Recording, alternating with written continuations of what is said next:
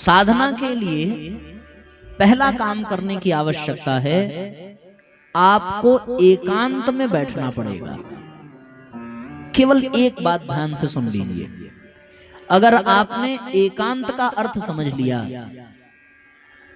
अकेलापन की बात मैं नहीं कर रहा हूं, अकेलेपन में और एकांत में बहुत अंतर है।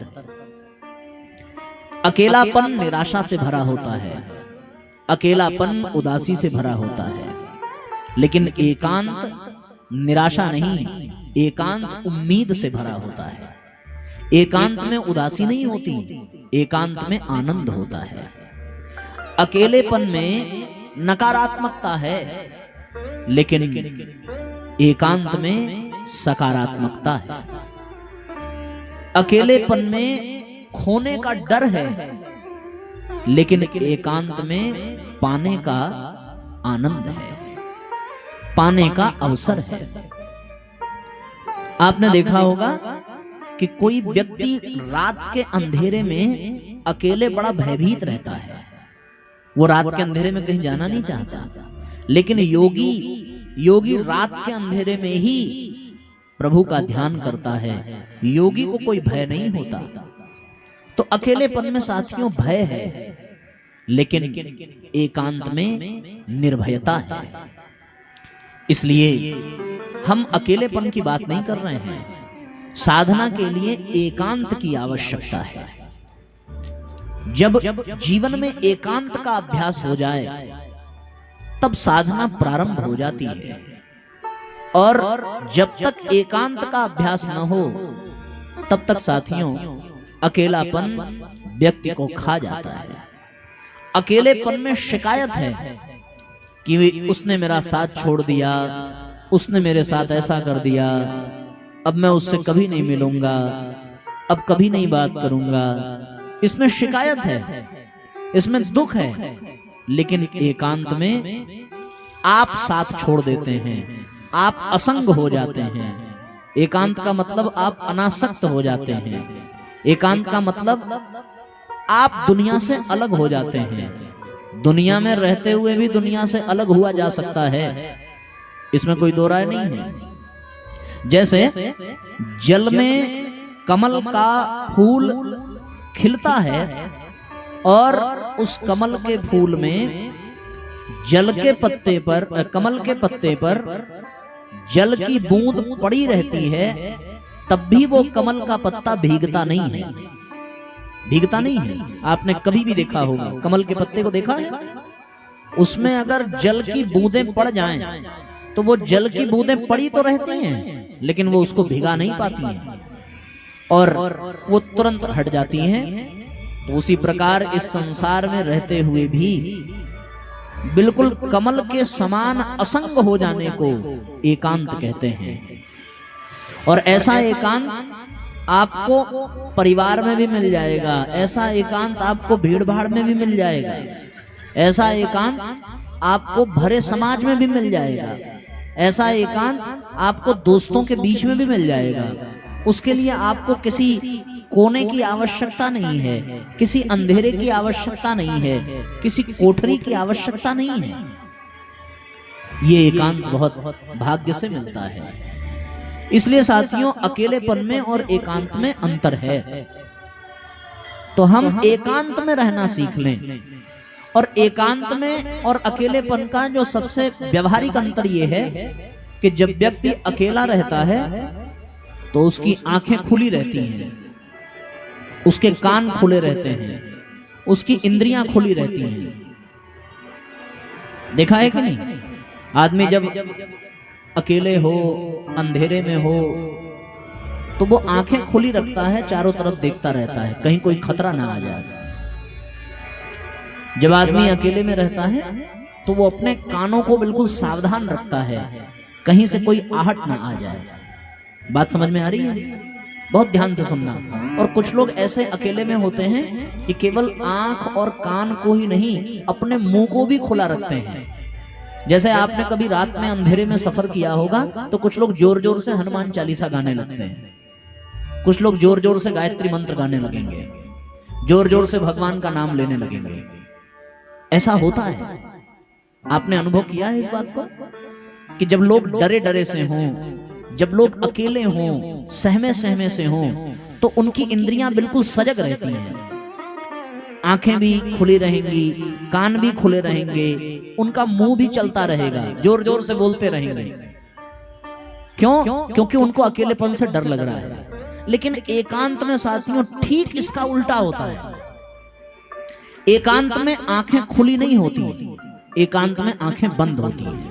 आंखें खुली हों तो बाहर का दृश्य दिखता है, और आंखें बंद हो जाएं तो भीतर का दृश्य दिखता है। आंख खुल गई तो मतलब अकेलापन, और आंख बंद हो गई तो एकांत।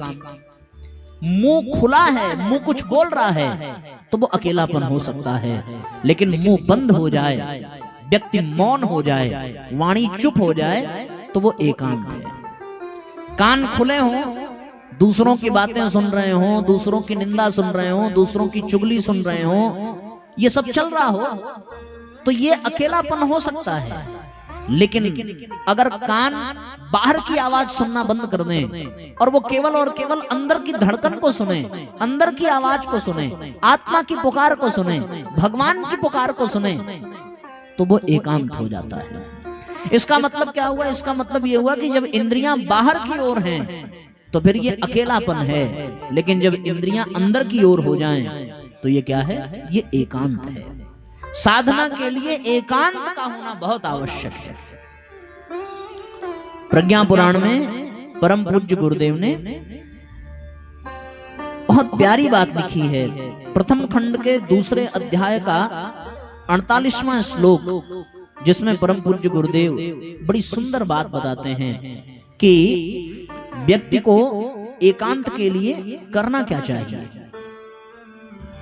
बहिर्मुखाः जनाः सर्वे भ्रमजालेषु पाशिताः अंतर्मुखाश्च तथ्यज्ञाः सत्यम श्रेयः श्रयन्त्यलम्।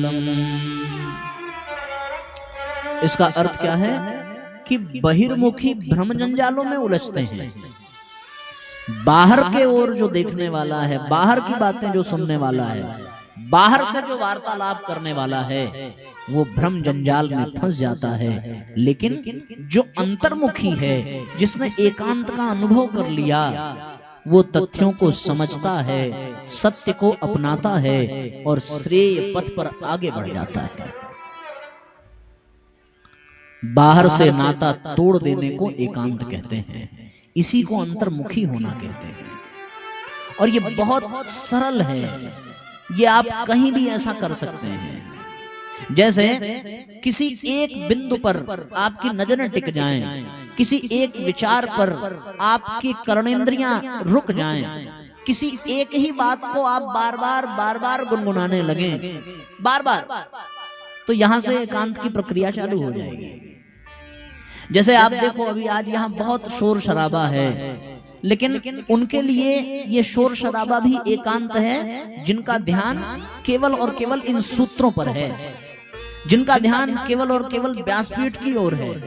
उनके लिए ये शोर शराबा भी किसी भी प्रकार का बाधक नहीं है।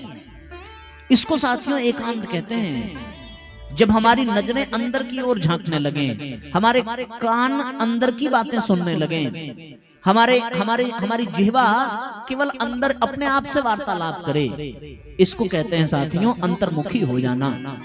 अंतर्मुखी हो जाने की प्रक्रिया को ही एकांत कहते हैं। गीता में बहुत सुंदर बात दूसरे अध्याय में भगवान कहते हैं, 58वां श्लोक दूसरे अध्याय का, जिसमें भगवान अर्जुन को कहते हैं कि यदा संहरते चाय कुर्मों गनीव सर्वशः, कि जिस प्रकार से कछुआ सर्वशः अपने समस्त अंगों को अपने भीतर समेट लेता है, जैसे ही उसको कुछ खतरा हुआ, कछुआ अपने सारे अंगों को अपने अंदर समेट लेता है। कुर्म अंगनीव सर्वशः, समस्त अंगों को अपने भीतर समेट लेता है। इंद्रियाण इंद्रियार्थेभ्यस्तस्य प्रज्ञा प्रतिष्ठिताः, वही व्यक्ति अपने भीतर आत्मज्ञान का अनुभव कर सकता है, वही अपनी प्रज्ञा को जागृत कर सकता है। और एक मजे की बात मैं आपसे कहूं कि कछुआ कितने अंगों को अंदर की ओर समेटता है बताइए। 4 पैर हैं उसके, 4 पैर को अंदर खींच लेता है, अपने मुंह को अंदर खींच लेता है और अपनी पूंछ को अंदर खींच लेता है। कुल मिलाकर के 6 अंगों को खींच रहा है। और हमारे यहाँ 5 ज्ञानेंद्रियां हैं। ये 5 ज्ञानेंद्रियां और एक हमारा मन को और इन 5 ज्ञानेंद्रियों को अपने भीतर खींच लेना, इसी को कहते हैं एकांत। शत्रुओं से घिरा हो वो कछुआ, लेकिन फिर भी सुरक्षित है। क्यों? क्योंकि उसने अपनी इंद्रियों को अपने भीतर खींच लिया, अपने मन को अपने भीतर खींच लिया। इन 6 चीजों को अपने भीतर खींच लेना। आप विषयों से घिरे हो पर इन 6 चीजों को आपने अपने भीतर खींच लिया, आपकी साधना प्रारंभ हो जाएगी, आपका एकांत शुरू हो जाएगा। लाख शोर शराबा हो रहा हो पर आपने अपने कर्णेंद्रियों को अपने भीतर समेट लिया, अपने नेत्रों को अपने भीतर समेट लिया, अपनी जिह्वा को अपने भीतर समेट लिया, तो आपकी साधना का शुभारंभ हो जाएगा। साधना का मतलब एकांत का अभ्यास करना। यहां से साधना शुरू हो जाती है साधना। फिर आपको बाहर की कोई भी चीज प्रभावित नहीं करेगी। आंखें बंद हो जाएं, मुंह बंद हो जाए, आपके कान बंद हो जाएं, बस इतनी सी बात है। अगर ऐसा करने में हम सफल हो गए तो साधना का रस मिलने लगेगा, साधना का आनंद मिलने लगेगा। और इसका हमको अभ्यास है, आप ये जान लीजिए। आप कहेंगे साहब ये कैसे संभव है? आंख तो चलो ठीक है बंद कर लेंगे, जिह्वा बंद कर लेंगे, मुंह बंद कर लेंगे, कान कैसे बंद करेंगे? कान बंद करने का आपको अभ्यास है? मैं सच कहता हूं, हर व्यक्ति इसका अभ्यास प्रतिदिन कर रहा है। आपके कान देखने में हैं कि खुले हुए हैं, पर आप बहुत देर से यहां बैठ करके कथा सुन रहे हैं। पर मैं सत्य कहता हूं कि अगर 10-15 मिनट पहले कही गई बात को मैं आपसे पूछूं तो शायद आप नहीं बता पाएंगे। क्यों? क्योंकि आपके कान खुले हैं, लेकिन वो सुन कहीं और की बात रहे थे। ये जान लीजिए। इसका मतलब खुले हुए कानों को भी आपने समेट लिया और किसी एक लक्ष्य पर लगा दिया। जब कहीं ढोल नगाड़े बज रहे थे तो बहुतों के कान केवल वहीं जाके स्थिर हो गए थे। यहाँ की बातें वो आगे बढ़ गई, वो सुन नहीं पाए। ये आप जान लीजिए। हमारा इसका अभ्यास है। लोग कहते हैं, मतलब माताएं काम कर रही हो, बच्चे आकर के कुछ कहने लगे, बच्चे ने अपनी लंबी चौड़ी पूरी बात कह दी, फिर माँ कहती है बेटा फिर से बोलना जरा, मेरा ध्यान कहीं और था। व्यक्ति कान से लग रहा है कि सुन रहा है, पर वो सुनता ध्यान से है, कान से नहीं सुनता। वो वहीं सुनता है जहां उसका ध्यान होता है। इसका अभ्यास हम सबको है। हम भरी भीड़ में अपना ध्यान किसी एक विषय पर कर दें तो केवल वही बातें मेरे कान में आएंगी, और अगर हमारा ध्यान कहीं और है तो फिर वहां की बातें नहीं आएंगी। इसलिए साथियों, इसका हमें अभ्यास है। हम नेत्र बंद कर सकते हैं, अपने मुंह को बंद कर सकते हैं, यहीं से साधना शुरू हो जाती है। अपने कानों को बंद कर सकते हैं। ये बात कहीं लिखी हुई आपको नहीं मिलेगी, ये बात आप किसी किताब में नहीं पढ़ेंगे। हो सकता है आज की इस बात को सुनकर के कोई किताब लिख दे तो आप भले पढ़ लें, पर ये साथियों मैं आपको अनुभव से कह रहा हूं, ये अनुभव की बात मैं आपको बता रहा हूं कि साधना प्रारंभ ही तब होती है जब हमारे नेत्र अंदर की ओर हो जाएं, हमारे कान अंदर की ओर हो जाएं, हमारी जिह्वा अंदर की ओर हो जाए, हमारा मन अंदर की ओर हो जाए। जैसे वो कछुआ अपने भीतर झांकने, अपने भीतर अपने आप को समेट लेता है।